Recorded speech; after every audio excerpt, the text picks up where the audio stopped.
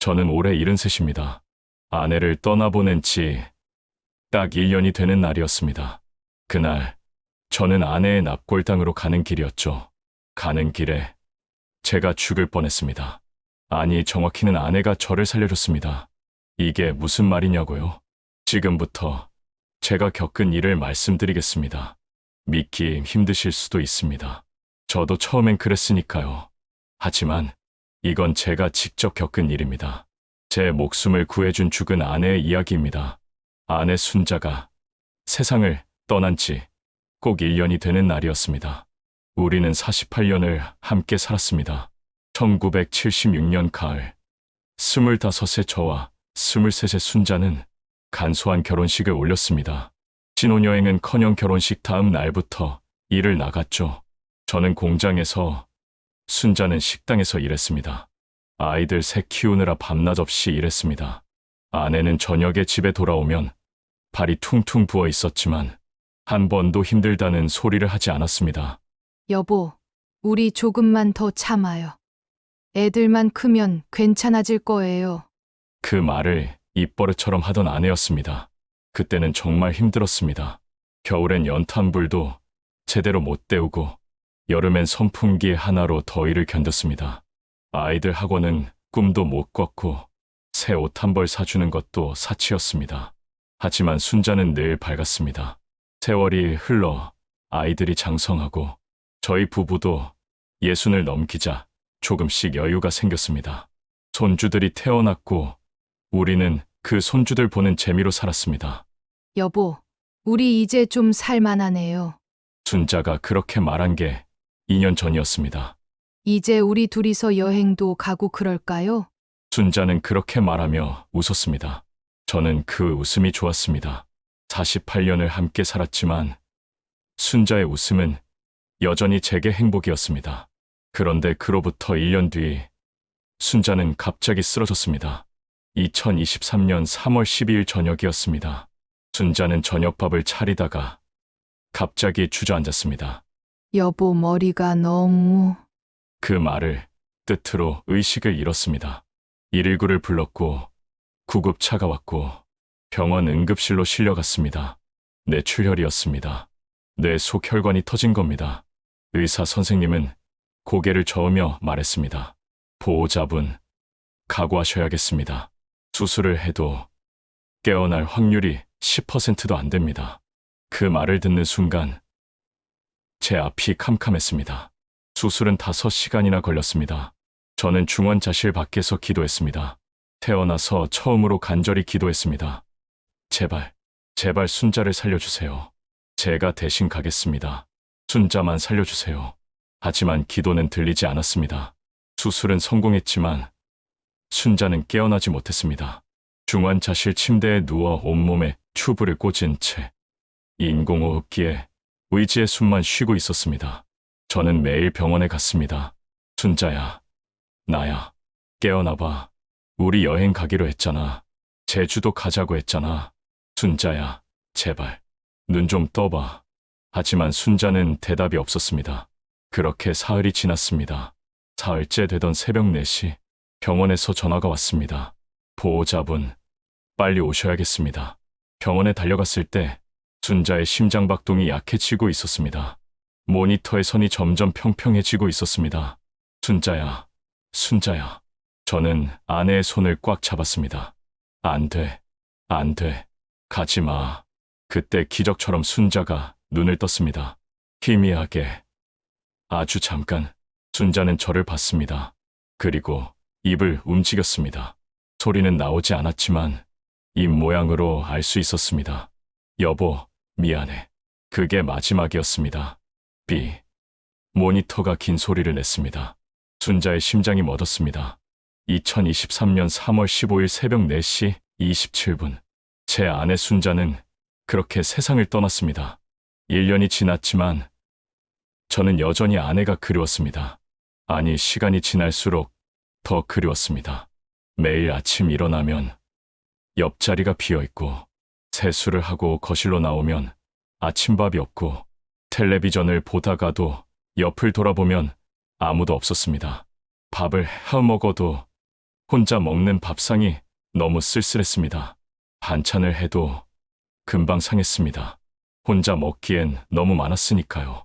밤에는 더 외로웠습니다. 48년을 함께 잔 침대에서 혼자 자는 게 이렇게 힘든 줄 몰랐습니다.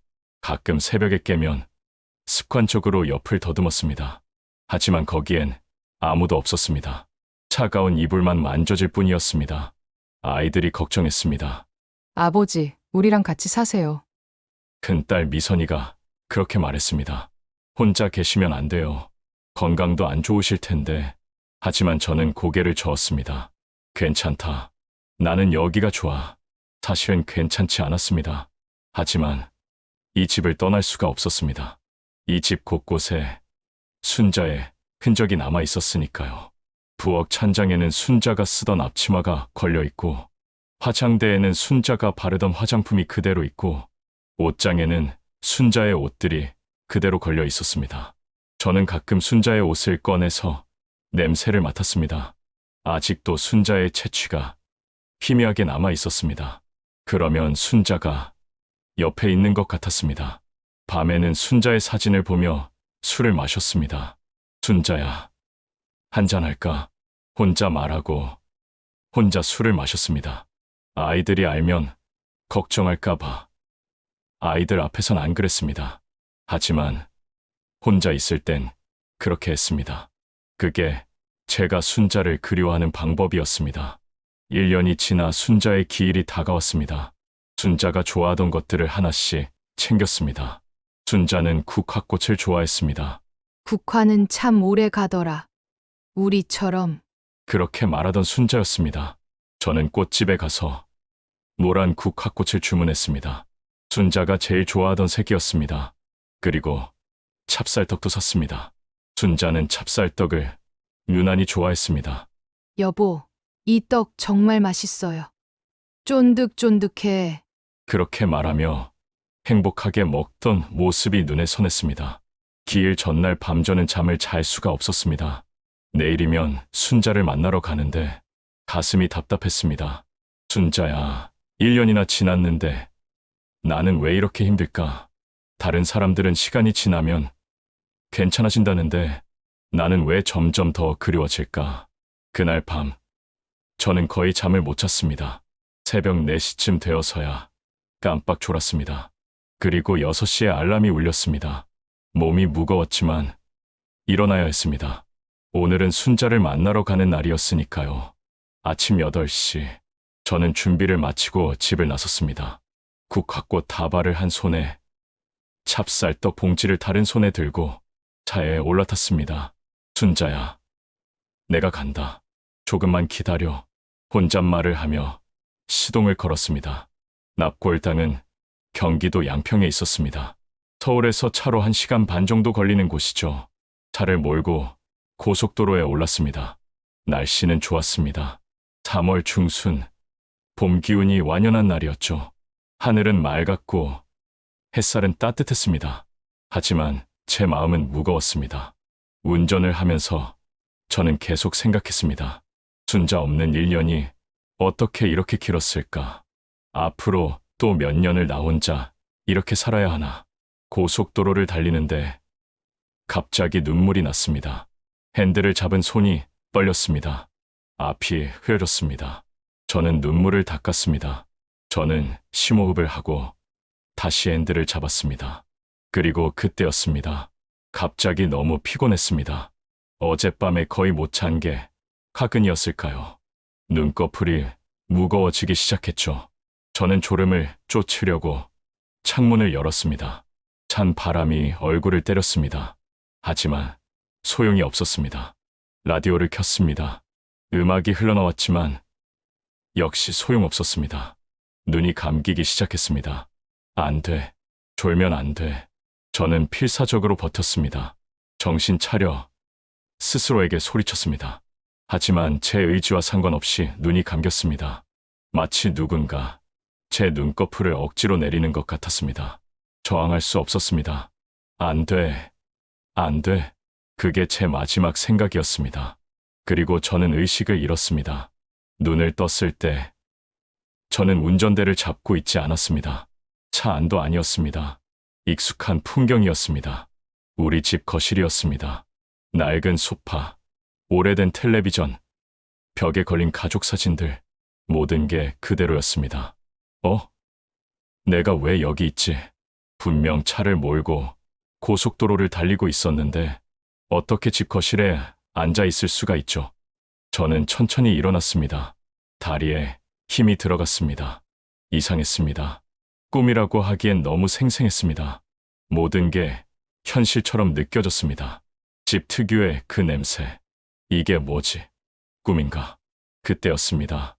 부엌에서 소리가 들렸습니다. 설거지 하는 소리였습니다. 제 심장이 빠르게 뛰기 시작했습니다. 누구 있어? 저는 천천히 부엌 쪽으로 걸어갔습니다. 한 걸음, 두 걸음. 가까워질수록 심장이 더 빠르게 뛰었습니다. 그리고 부엌 문턱에 섰을 때 저는 그 사람을 봤습니다. 뒤에서 본 모습이었지만 단번에 알 수 있었습니다. 그 작은 키, 둥근 어깨, 익숙한 뒷모습. 기야? 제 목소리가 떨렸습니다. 그 사람이 천천히 돌아섰습니다. 그리고 제 눈앞에 순자가 서 있었습니다. 제 아내 1년 전에 세상을 떠난 순자가 거기 서 있었습니다. 예전처럼 환하게 웃고 있었습니다. 병들기 전의 모습, 건강하던 그 모습 그대로였습니다. 저는 그 자리에서 얼어붙었습니다. 말이 나오지 않았습니다. 숨도 제대로 쉴 수 없었습니다. 순자가 앞치마에 손을 닦으며 제게 다가왔습니다. 그 익숙한 걸음걸이, 48년을 함께 살며 수없이 봤던 그 모습. 저는 그제야 입을 열었습니다. 순자야, 정말 당신이야? 순자가 고개를 끄덕였습니다. 그리고 제 앞에 섰습니다. 너무 가까웠습니다. 손을 뻗으면 닿을 거리였습니다. 저는 떨리는 손을 들어 순자의 얼굴을 향해 뻗었습니다. 닿을까? 닿지 않을까? 손끝이 순자의 뺨에 닿았습니다. 따뜻했습니다. 부드러웠습니다. 진짜였습니다. 순자야. 눈물이 주르륵 흘러내렸습니다. 당신 정말 당신이야? 순자가 제 손을 잡았습니다. 48년 동안 제 손을 잡아주던 그 손. 저는 더 이상 참을 수가 없었습니다. 순자를 끌어안았습니다. 순자야, 보고 싶었어. 정말 보고 싶었어. 순자의 체온이 느껴졌습니다. 순자의 심장박동 소리가 들렸습니다. 꿈이라고 하기엔 너무나 생생했습니다. 한참을 그렇게 안고 있었습니다. 시간이 얼마나 지났는지 몰랐습니다. 그런데 순자가 저를 밀었습니다. 강하게 밀어냈습니다. 순자의 목소리가 달랐습니다. 웃는 얼굴이 아니었습니다. 심각한 표정이었습니다. 아니, 절박한 표정이었습니다. 순자가 제 두 팔을 붙잡았습니다. 저는 순자의 표정을 보고 긴장했습니다. 무슨 일인가 싶었습니다. 순자의 목소리가 떨렸습니다. 순자가 저를 똑바로 쳐다봤습니다. 여보, 지금 당신은 차를 몰고 가다가 순자가 말을 이었습니다. 졸음운전 중이야. 그 순간 제 머릿속이 하얗게 변했습니다. 졸음운전. 맞아. 저는 차를 몰고 가고 있었지. 여보, 지금 당신 차는 중앙선을 넘어가고 있어.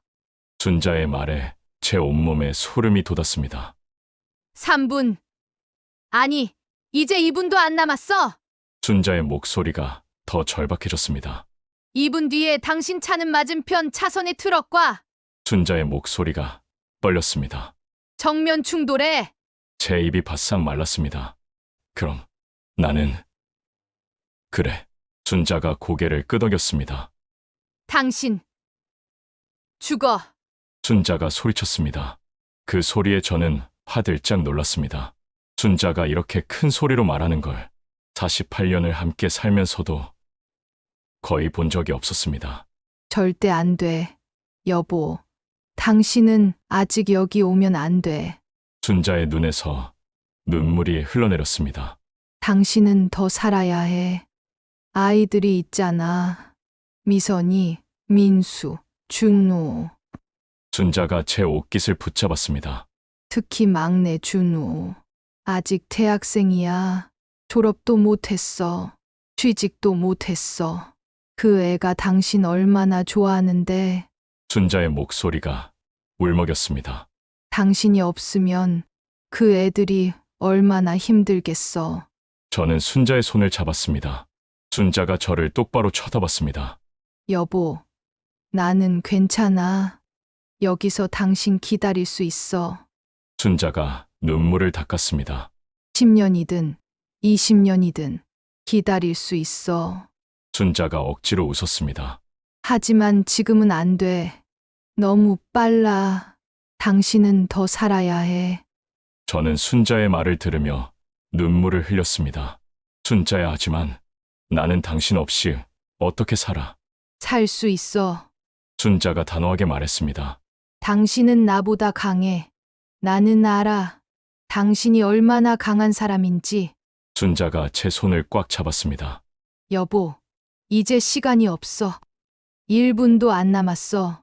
지금 당장 깨야 해. 순자가 제 어깨를 흔들기 시작했습니다. 눈을 떠. 정신 차려. 여보, 제발. 저는 순자를 붙잡으려 했습니다. 순자야, 나도 당신과 함께. 안 돼. 순자가 저를 밀쳤습니다. 당신은 살아야 해. 그 순간 저는 느꼈습니다. 제 몸이 흔들리는 걸, 아니, 몸이 아니라 차가 흔들리고 있었습니다.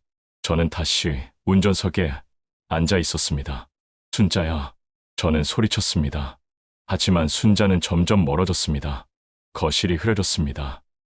여보, 순자의 목소리가 멀리서 들렸습니다. 사랑해. 그리고 순자의 목소리가 점점 작아졌습니다. 미안해. 당신 혼자 두고 먼저 갔어. 순자야, 순자. 저는 손을 뻗었습니다. 하지만 순자는 사라졌습니다. 저는 벌떡 눈을 떴습니다. 눈앞에 펼쳐진 광경에 심장이 멎는 줄 알았습니다. 제 차는 중앙선을 넘어서 있었습니다.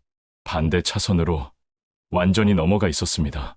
그리고 정면에서 대형 트럭이 빠른 속도로 다가오고 있었습니다. 거리는 불과 50m, 아니 40m. 빵빵빵. 트럭 기사가 필사적으로 경적을 울렸습니다. 그 소리가 귀를 찢었습니다. 저는 반사적으로 움직였습니다. 온 힘을 다해 핸들을 오른쪽으로 꺾었습니다. 끽! 타이어가 비명을 질렀습니다. 동시에 브레이크를 밟았습니다. 있는 힘껏 두 발로 밟았습니다. 차가 미끄러졌습니다. 핸들이 제 손에서 빠져나갈 듯 했습니다. 하지만 저는 놓지 않았습니다. 더 세게, 더 강하게 잡았습니다. 트럭은 제 바로 옆을 스쳐 지나갔습니다. 너무 가까웠습니다.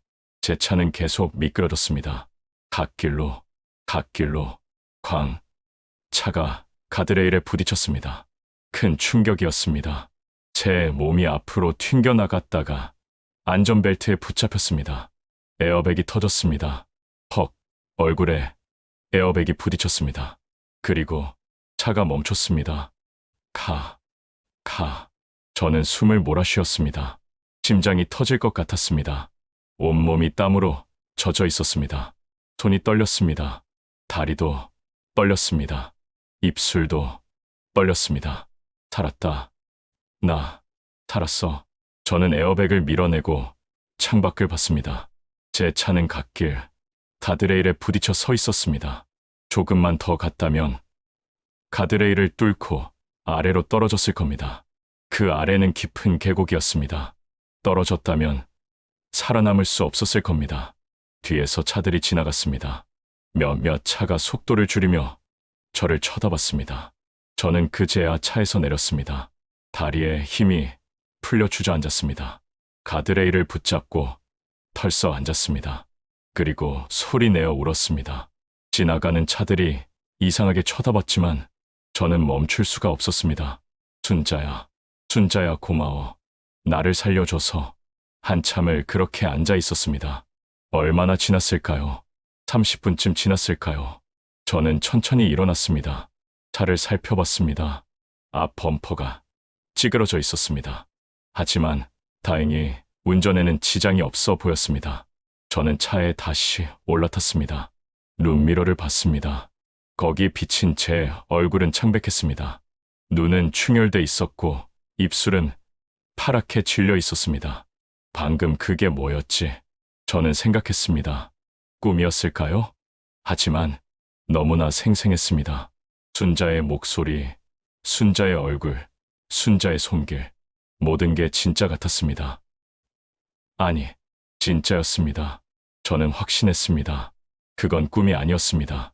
순자가 정말로 저를 깨운 겁니다. 죽음에서 저를 구해낸 겁니다. 순자야, 그때 깨달았습니다. 1년 전 순자가 마지막으로 했던 말, 여보, 미안해. 그 의미를 순자는 자신이 먼저 가게 돼서 미안하다고 했던 겁니다. 저를 혼자 두고 가게 돼서 얼마나 마음이 아팠을까요? 그래서 저 세상에서도 저를 지켜보고 있었던 겁니다. 그리고 오늘 제가 위험에 처했을 때 저를 구해준 겁니다. 순자야, 미안해. 나 때문에 당신이 편히 쉬지도 못하고 저는 깊게 숨을 들이쉬었습니다. 그리고 다시 시동을 걸었습니다. 납골당에 도착했을 때는 오전 11시였습니다. 평소보다 1시간 늦게 도착한 겁니다. 아니, 원래대로라면 저는 여기 도착하지 못했을 겁니다. 이 세상 사람이 아니었을 겁니다. 주차장에 차를 세웠습니다. 찌그러진 범퍼를 보니 방금 일이 꿈이 아니었음을 다시 한번 확인했습니다. 순자의 납골함은 3층에 있었습니다. 긴 복도 양옆으로 수많은 납골함들이 있었습니다. 1년 동안 매달 한 번씩 왔던 길이었습니다. 복도 끝에서 세 번째 거기에 순자의 납골함이 있었습니다. 고 순자, 그 명패를 보는 순간 또 눈물이 났습니다. 환하게 웃고 있는 순자의 사진이 보였습니다. 순자야, 저는 국화꽃과 찹쌀떡을 앞에 놓았습니다. 그리고 그 앞에 앉았습니다. 한참 동안 아무 말도 하지 못했습니다. 그저 순자의 사진을 바라봤습니다. 시간이 얼마나 지났을까요? 순자야, 내가 왔다. 목소리가 떨렸습니다. 미안해. 늦었지? 사실은 사고가 날 뻔했어. 순자야, 고마워. 나를 살려줘서 덕분에 여기까지 올 수 있었어. 저는 한참을 울었습니다. 그렇게 한없이 울고 있는데 갑자기 따뜻한 바람이 불었습니다. 창문은 닫혀 있었는데 어디선가 따뜻한 바람이 불어왔습니다. 그리고 그 바람 속에서 순자의 목소리가 들리는 것 같았습니다. 여보, 울지 마. 나는 괜찮아. 당신이 잘 살아주는 게 내가 제일 바라는 거야. 주변을 둘러봤습니다. 하지만 아무도 없었습니다. 그저 따뜻한 기운만 느껴질 뿐이었습니다. 순자야, 당신이야? 대답은 없었습니다. 하지만 저는 알았습니다. 순자가 여기 있다는 걸, 제 곁에 있다는 걸. 저는 눈물을 닦고 다시 순자의 사진을 봤습니다. 조금만 더 기다려줘. 내가 여기서 조금 더 살다가 갈게. 아이들 다 결혼시키고 그때까지 기다려줄 수 있지. 바람이 또 불었습니다. 마치 순자가 대답하는 것 같았습니다. 알았어, 여보. 천천히 와. 순자의 사진을 한 번 더 봤습니다. 순자야, 다음에 또 올게. 그때까지 잘 있어. 밖으로 나왔을 때 3월의 봄볕이 온몸을 감쌌습니다. 저는 하늘을 올려다봤습니다. 맑고 푸른 하늘이었습니다. 순자야, 고마워. 나를 살려줘서. 창문을 열고 따뜻한 봄바람을 맞으며 천천히 안전하게 운전하며 집으로 돌아왔습니다. 그날 이후 저는 완전히 달라졌습니다. 하루하루를 더 열심히 살기로 했습니다. 아침에 일어나면 창문을 활짝 열었습니다. 순자야, 오늘도 좋은 하루야. 그렇게 말하며 하루를 시작했습니다. 건강도 챙겼습니다. 매일 아침 1시간씩 걷기 운동을 했습니다. 순자와 자주 걷던 그 산책로를 이제는 혼자 걷지만 외롭지 않았습니다. 순자가 옆에서 함께 걷는 것 같았으니까요. 밥도 제대로 챙겨 먹고 혼자라고 대충 먹지 않았습니다. 술도 줄였습니다. 가끔 순자 꿈을 꿉니다. 잘하고 있어. 여보, 조금만 더 힘내. 그렇게 말하는 것 같습니다. 요즘 저는 이렇게 생각합니다. 언젠가 저도 그곳에 가면 다시 만날 수 있다고, 그때까지는 열심히 살아야 한다고, 그게 순자가 원하는 일이라고. 여러분, 사랑하는 사람을 잃는다는 건 이 세상에서 가장 고통스러운 일입니다. 너무 힘들어서 살고 싶지 않을 때도 있습니다. 저도 그랬습니다. 하지만 제 아내가 저를 살려줬습니다. 죽음에서 저를 구해냈습니다. 그리고 깨달았습니다. 떠난 사람이 원하는 건 우리가 슬퍼하며 사는 게 아니라 우리가 행복하게 사는 거라는 걸. 여러분의 소중한 분들도 그렇게 원하실 겁니다. 그러니 힘내십시오. 오늘도 열심히 사십시오. 밥 잘 드시고 건강 챙기시고 웃으며 사십시오. 그게 떠난 이들이 가장 바라는 일입니다. 여러분도 그러시길 바랍니다.